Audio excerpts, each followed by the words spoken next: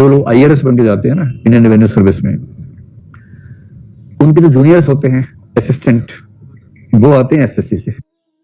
ठीक है, SSC जानते हैं ना। और SSC में क्या पूछते हैं, गणित आनी चाहिए, रीजनिंग आनी चाहिए, इंग्लिश आनी चाहिए।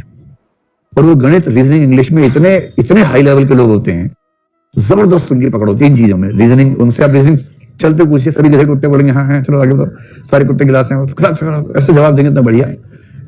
और वो बनते हैं रेवेन्यू में असिस्टेंट। तो वो असिस्टेंट है, यानी प्रमोशन के बाद बनेगा ITO, इनकम टैक्स ऑफिसर। और ITO लंबी प्रमोशन के बाद बनेगा assistant commissioner of income tax, जो कि आप बनेंगे ज्वाइनिंग के दिन, ACIT।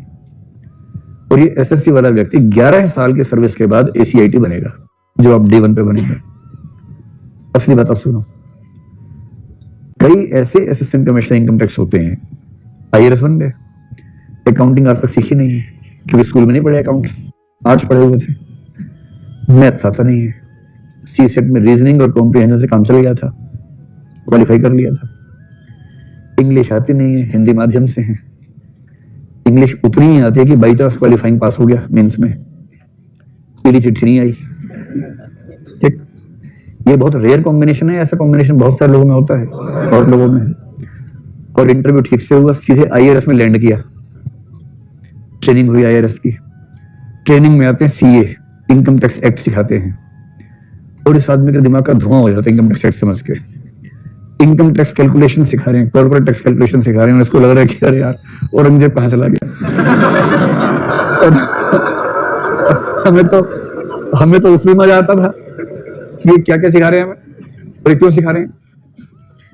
उसके बाद फाइनल हो गया, ट्रेनिंग पूरी। ट्रेनिंग में पास करना ट्रेनिंग एकेडमी की नैतिक जिम्मेदारी होती है, वरना UPSC पे सर उड़ जाता है। इसलिए आप वहां कितना भी खराब पढ़े, अंत में पास करवा देते हैं। यहां तक कि चीटिंग का ऑर्गेनाइज सिस्टम काम करता है वहां पर कि भैया पास होना है आपको, UPSC की प्रतिष्ठा का सवाल है, किसको सुन के भेज दिया है।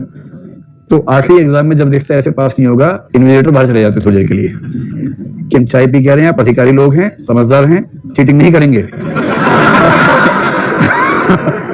हम 10 मिनट में आ रहे हैं, इसका संकेत स्पष्ट होता है कि भाई है ना 10 मिनट में आ रहे हैं, 10 मिनट काफी है, एग्जाम आसान है। और 10 मिनट में उसके बाद राम राज्य स्थापित होता है वहां पर, और उसके बाद फिर सब लोग पास हो जाते हैं।